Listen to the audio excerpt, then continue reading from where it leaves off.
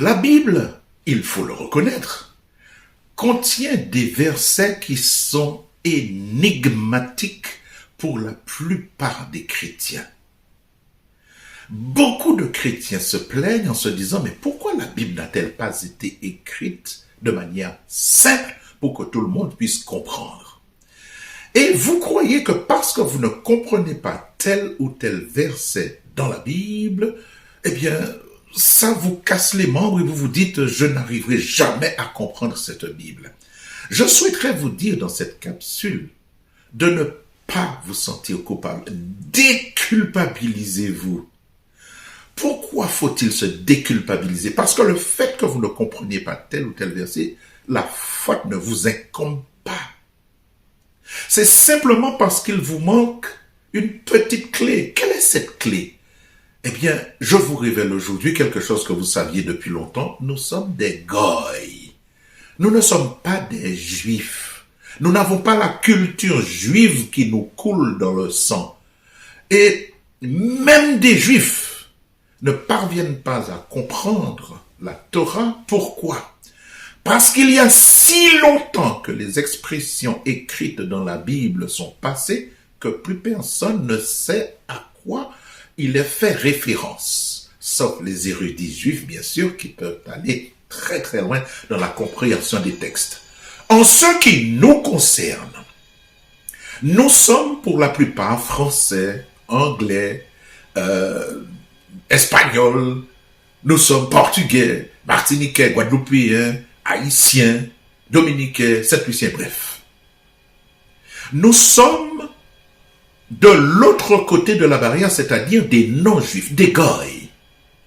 Nous ne savons pas toujours à quoi il est fait allusion dans la Bible.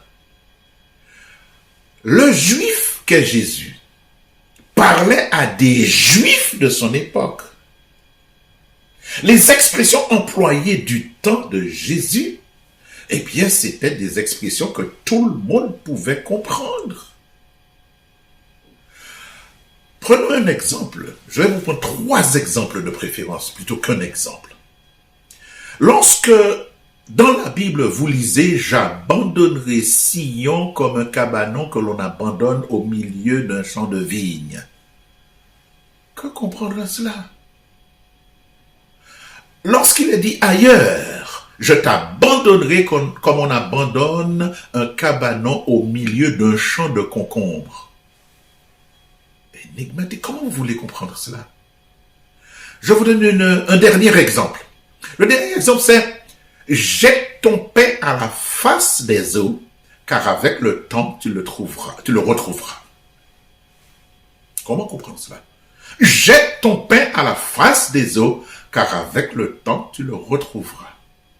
Si vous n'êtes pas de cette époque, ou si vous ne savez pas à quoi il est fait allusion, comment voulez-vous comprendre?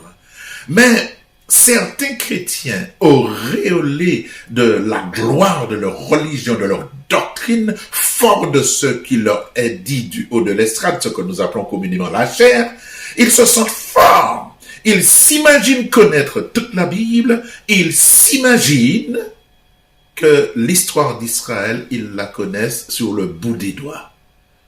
Monumentale erreur, mes amis. Non, nous ne connaissons pas grand-chose. Si nous ne savons pas à quoi il est fait référence dans la Bible, il est difficile pour nous de comprendre la signification d'un verset. Le verset que je vous ai réservé aujourd'hui dans cette première capsule a été consigné au 5e chapitre de l'évangile de Matthieu, verset 39. Voici ce que dit ce verset.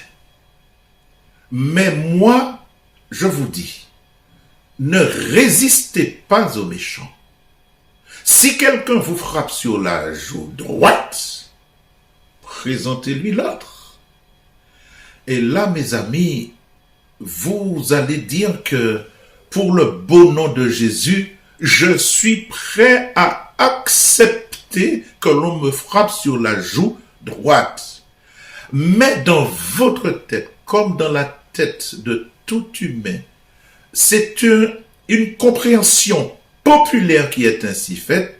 Dès qu'on vous parle de frapper sur la joue droite, vous avez en tête, au contraire, la joue gauche.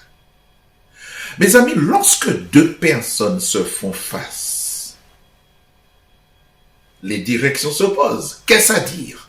Voici ici ma main droite. Voici ici ma main gauche. Voici ma joue droite et voici ma joue gauche. La plupart des gens sont droitiers, mes amis. La plupart sont droitiers. Si vous désirez frapper quelqu'un sur la joue droite, vous êtes obligé, vous l'admettrez, de vous contorsionner pour frapper cette personne sur la joue droite, si vous êtes droitier. Vous êtes obligé de vous contorsionner pour aller chercher la joue droite. Et je ne suis pas certain que frappant une personne de la sorte, vous lui ferez mal. Tout juste lui caresserez-vous le visage.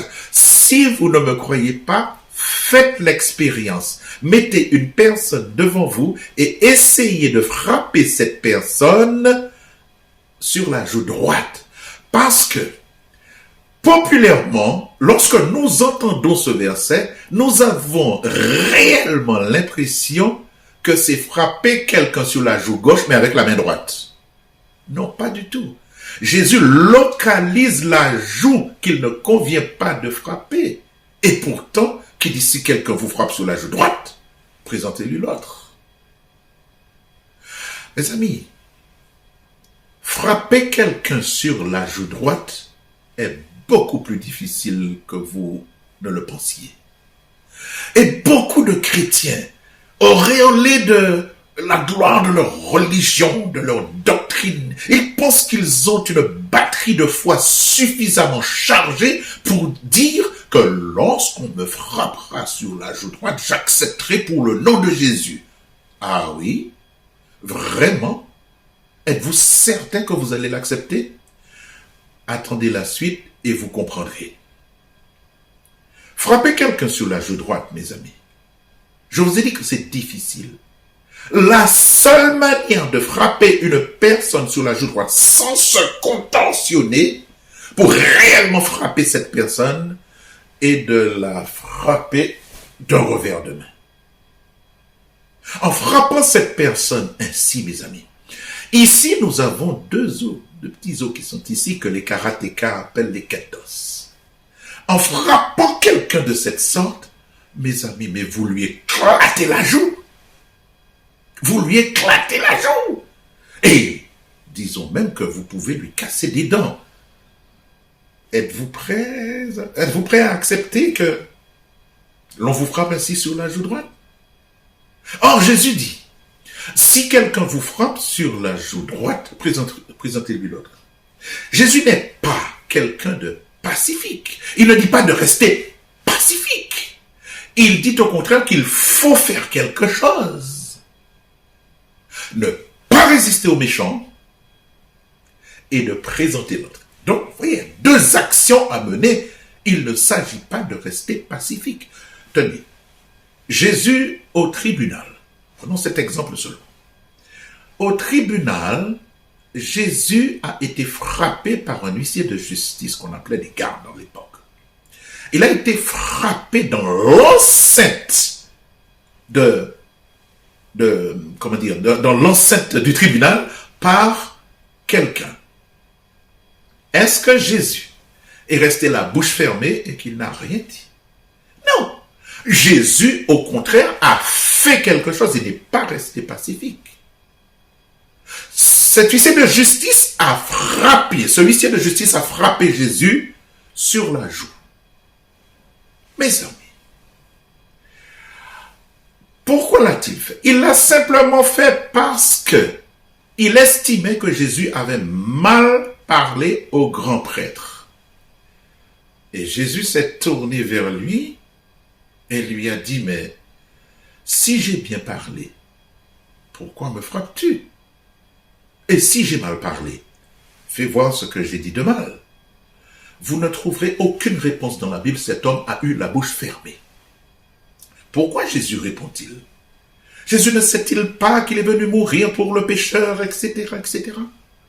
Eh bien, mes amis, ceux qui chantent à tue-tête que Jésus a tout accepté pour moi, pour me sauver, je les inscris en faux. Là, Jésus a répondu. Il n'est pas resté pacifique, il a répondu. Pourquoi répond-il? C'est ce qu'il faut comprendre. Parce que lorsque vous croyez avoir compris un verset dans la Bible, c'est alors que tout vous échappe. Jésus est devant le grand prêtre. Le grand prêtre est censé connaître toutes les lois juives. D'ailleurs, il les connaît. Le grand prêtre sait qu'il est strictement interdit de frapper quelqu'un sur la joue. On ne frappait pas quelqu'un sur le visage, mes amis. Frapper quelqu'un au visage, c'était l'humilier, c'était le prendre pour un moins que rien. D'ailleurs, si quelqu'un vous frappe au visage, je suis prêt à parier avec vous qu'auréolé de la gloire de chrétien dont vous avez, vous n'allez pas l'accepter. Personne n'accepte qu'on le frappe au visage. Dieu, dans sa loi, les Juifs savaient qu'il ne fallait pas frapper quelqu'un au visage puisque cela coûtait très cher. Lorsque vous frappiez quelqu'un avec la main gauche, donc sur la joue, ça valait 200 usims. C'est-à-dire, ça représentait quelques 6 mois de salaire, quelque chose dans ce goût-là. Si vous frappiez quelqu'un sur la joue droite, cela valait 400 usims. Ça vous faisait 1 an ou 2 ans de salaire pour rembourser la peine encourue que vous deviez payer pour cela, était près de 2 ans de salaire. C'est cher payé, n'est-ce pas? La loi juive interdisait de frapper quelqu'un au visage. Or, le grand prêtre vient de voir que le huissier de justice a frappé Jésus, il l'a giflé. La Bible ne dit pas si c'est la joue gauche, si c'est la joue droite, mais il l'a giflé. Au moins, il est passible de 200 usims. Est-ce que le grand prêtre reproche à l'huissier d'avoir frappé Jésus? Absolument pas. Est-ce qu'il le reprend? Absolument pas. Si vous relisez cette histoire, vous allez voir que le grand prêtre passe tout de suite à autre chose. Jésus a répondu parce que dans ce tribunal, personne ne l'aurait défendu. Il est en train de mettre le grand prêtre devant les faits accomplis. 3 grands prêtres, tu me poses des questions à moi qui suis un innocent, et devant toi, cet homme vient de violer la loi parce qu'on n'avait pas le droit de frapper un prisonnier dans l'enceinte du tribunal, et il me frappe au visage. Combien de fautes comptez-vous, monsieur le grand prêtre? Il me frappe au visage, il frappe le prisonnier que je suis, et vous ne dites rien. Jésus met ce grand prêtre devant les faits accomplis. Mais Jésus sait qu'il n'obtiendra pas de réponse. Alors, il se tait. Vous voyez, Jésus n'est pas resté pacifique. Il a fait quelque chose. Il a démontré à cet huissier de justice que, pourquoi vous faites ça?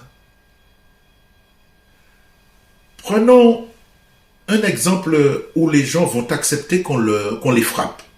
Vous savez, les disciples, les apôtres. Les apôtres prêchaient cet évangile avec assiduité, ils parlaient de Dieu, ils parlaient de Jésus, ils disaient que Jésus est réellement le Fils de Dieu, celui qui est venu sur terre pour sauver les pécheurs. Oh, je sais que s'il y a parmi vous des gens qui écoutent et disent que ce sont des balivernes, ce sont des choses inutiles que je suis en train de dire, je dois vous dire, mes amis, que chacun défend son maître. Moi, je défends le mien. Les apôtres, donc, sont condamnés à être jetés en prison. Ils ne disent rien. Pendant la nuit, des anges du Seigneur sont venus les délivrer. Ils quittent la prison et les membres du Sanhédrin, le lendemain, viennent les chercher pour pouvoir les juger. Malheureusement pour eux, les disciples ne sont plus là. Les disciples sont déjà partis. Mais comment ont-ils fait? Mais on les a mis ici. Qu'est-ce qu'ils ont fait? Elles sont des passe-murailles. Et quelqu'un leur dit, mais ceux que vous avez mis en prison, ils sont dans le temple. Ils instruisent le peuple. Alors les membres du Sanhédrin vont au temple, attrapent les apôtres et les emmènent pour les juger. Mais il y a là un homme qui s'appelle Gamaliel. Gamaliel est quelqu'un qui est très estimé du peuple. Et Gamaliel met les membres du Sanhédrin en garde en leur disant, arrêtez. Vous savez, Teudas a essayé de faire quelque chose, ça n'a pas marché pour lui. Son œuvre a périclité. Si ce que font ces hommes vient de Dieu, ça va perdurer. Mais si ça ne vient pas de Dieu, ça va péricliter d'elle-même. Ne prenez pas le risque de combattre contre Dieu.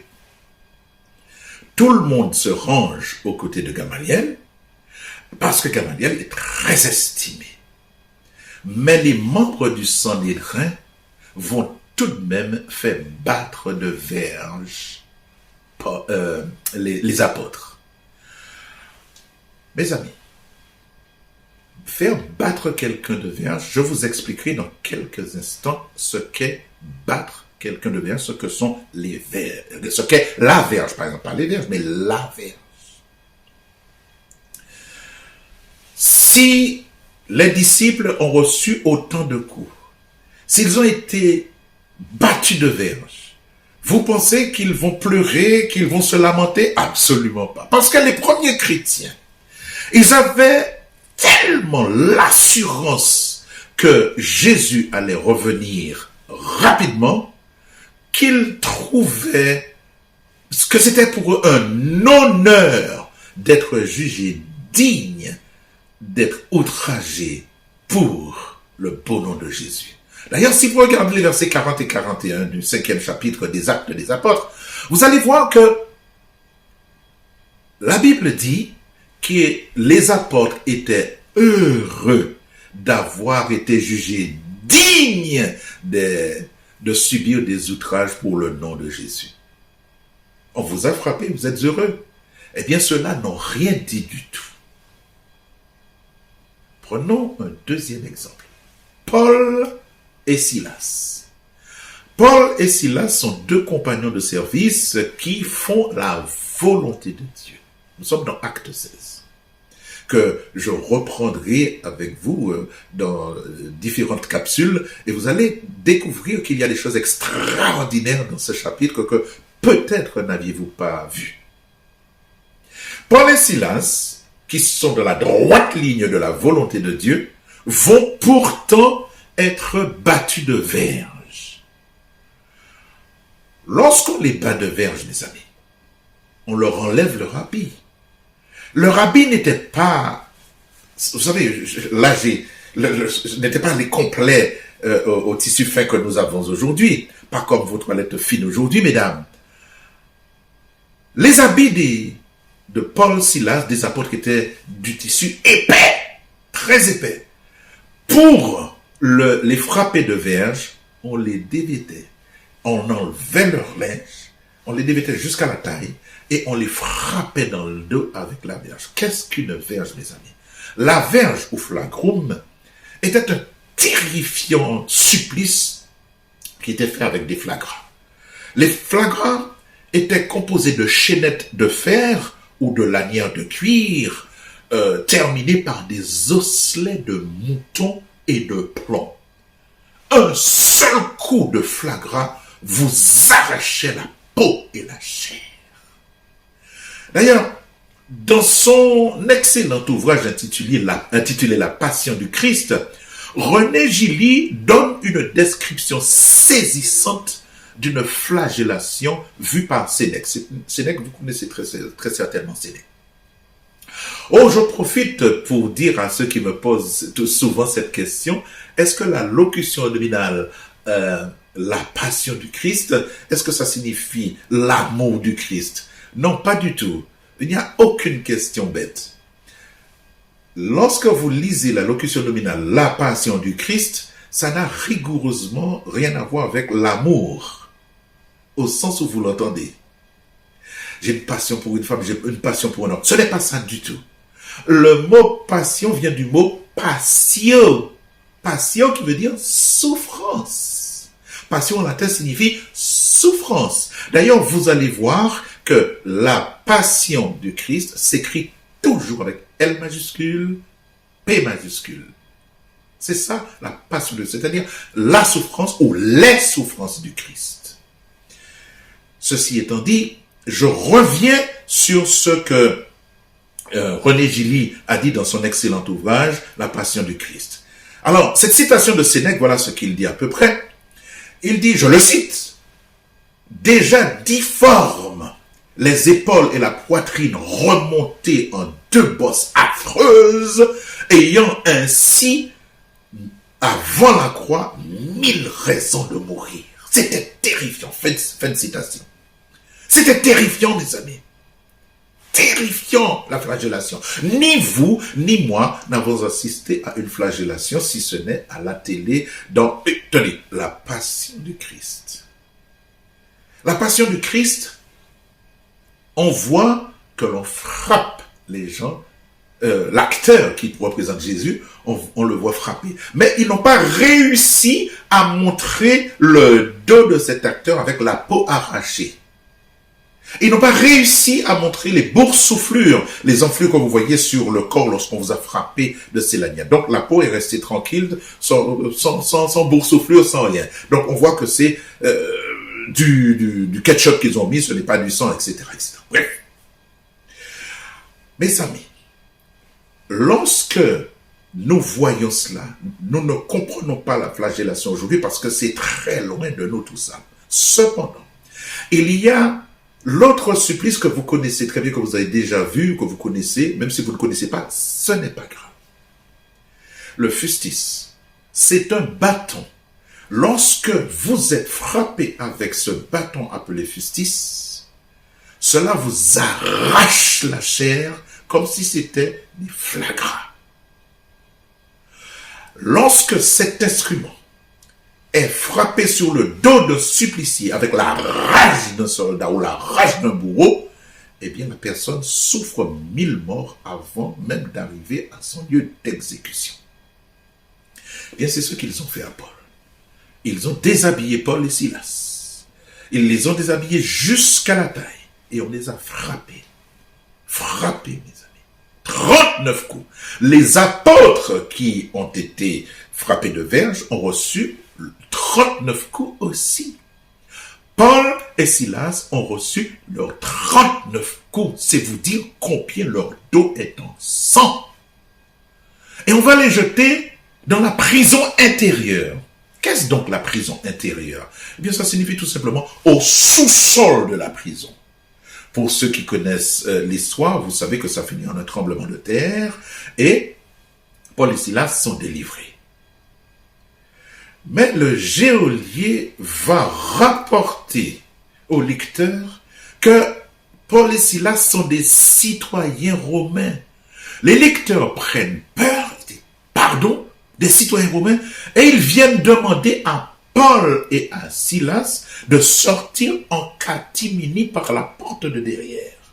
Et Paul et Silas vont leur dire, pardon, vous nous avez fait battre de verge en public, vous nous avez humiliés en public, et vous voulez que l'on quitte l'enceinte en catimini? Il n'en est pas question. Qu'ils viennent eux-mêmes nous présenter leurs excuses. Eh bien, les lecteurs étaient obligés de s'exécuter, mes amis. Alors, vous allez me demander qu'est-ce que c'est qu'un lecteur? Un lecteur, c'était des officiers qui précédaient l'armée romaine et qui avaient l'honneur de porter les drapeaux, les emblèmes de l'armée romaine. C'était des officiers très importants. Et ces officiers étaient l'équivalent de... Pour prendre un exemple, peut-être que je fausse les données de la comparaison, mais imaginez-vous qu'un commissaire de police qui a arrêté des personnes et qu'on dit à ces personnes, ben, vous êtes libre, allez-y, allez-y, la personne refuse de partir si le commissaire ne vient pas lui présenter des excuses en public. Vous voyez un commissaire de police venir faire des excuses en public parce qu'il se serait trompé sur un prisonnier qu'il aurait fait battre? Eh bien, mes amis, c'est exactement comme ça. L'importance du commissaire de police, eh bien, ces officiers étaient très importants dans l'armée romaine et on ne pouvait pas faire du n'importe quoi. Ils sont venus, ils ont présenté leurs excuses à Paul et Paul et Silas s'en sont allés. Voyez, Paul n'est pas resté pacifique. Il a fait quelque chose. Dans tout cela, lorsque le Seigneur dit, si quelqu'un te frappe sur la joue droite, présente-lui l'autre, ce n'est pas physique, mes amis. Jésus est en train de dire que quelle que soit la nature de la chose qu'on vous fera, ne vous faites pas justice vous-même en tant que fils de Dieu, en tant que frère de Jésus. Il ne vous demande pas d'être pacifique, mais de ne pas vous faire justice vous-même. La loi, la justice est là pour régler beaucoup de problèmes, quel que soit votre problème, réglez ça de manière peut-être pacifique. Mais aussi, vous pouvez régler ça devant la loi. Ne vous faites pas justice vous-même. Voilà ce que cela signifie.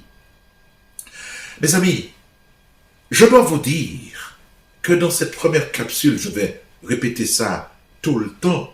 Ne prenez pas ce que je vous ai dit pour une vérité absolue. Il n'y a pas de vérité absolue, mes amis. Toute vérité est perfectible. Vous savez, les prédicateurs ont bon ton comme moi de venir face à un public et de dire ce qu'ils savent de la Bible. Je parle avec la conviction qu'inspire la vérité à ceux qui la défendent. Mais vous ne croyez pas, ne buvez pas comme du petit lait ce qui vous est dit. Ne vérifiez pas ce qui vous est dit. Examinez, mes amis. Parce que beaucoup trop de chrétiens s'imaginent qu'en vérifiant ce que le pasteur ou le prêtre, ou je ne sais trop qui a dit du haut de l'estrade, ils s'imaginent qu'ils ont vérifié, et après avoir vérifié, c'est bon. Mais si vous vérifiez, ce sera toujours la même chose que vous lirez. Si on vous a dit Jean 14, 1 à 3, ce sera Jean 14, 1 à 3 et rien d'autre. Vous pensez que vous examinez parce que beaucoup de chrétiens vous disent « Ah, je suis comme les Béréens, j'examine ce qu'on me dit. » Vous n'examinez absolument rien du tout. Parce que les Béréens, ils avaient des sentiments plus nobles que les Thessaloniciens. Ils examinaient chaque jour les Écritures pour voir si ce qu'on leur disait était exact. Mes amis, est-ce que vous examinez ce qui vous est dit du haut de l'estrade? Est-ce que vous sondez les Écritures? Eh bien, moi, je vous demande de ne pas croire obligatoirement à ce que je vous dis. Vous ne croirez qu'après avoir examiné. Je ne parle pas de vérification, je parle d'examen. Examinez ce que je vous dis. C'est parce que nous avons tous cru à ce qui nous a été dit du haut de l'estrade que nous sommes devenus si pauvres en connaissance aujourd'hui. Il faut faire l'effort d'aller chercher à comprendre ce que signifient ces choses. Voyez-vous, il ne faut pas rester inactif ni pacifique. Il faut faire quelque chose. Faites quelque chose pour mieux comprendre les paroles de la Bible et vous verrez qu'elles ne sont pas si énigmatiques que cela. Dans les prochaines capsules, je reviendrai sur Actes chapitre 16 et vous découvrirez qu'il y a des choses extraordinaires dans ce chapitre. Je reviendrai sur beaucoup de paroles que vous croyez énigmatiques et qui n'en sont pas du tout. Voilà. Si vous avez aimé cette première capsule que je vous ai proposée, vous n'avez que 2 actions à faire. Ne restez pas inactif. Ou alors, vous likez, ou alors vous vous abonnez, ou alors vous likez et vous vous abonnez. Comme ça, vous recevrez tout ce que je dit sur les autres paroles énigmatiques de la Bible. Je vous remercie de m'avoir écouté et vous dis à très bientôt dans une prochaine capsule. Et surtout, en attendant, ayez une sérieuse réflexion sur la Bible.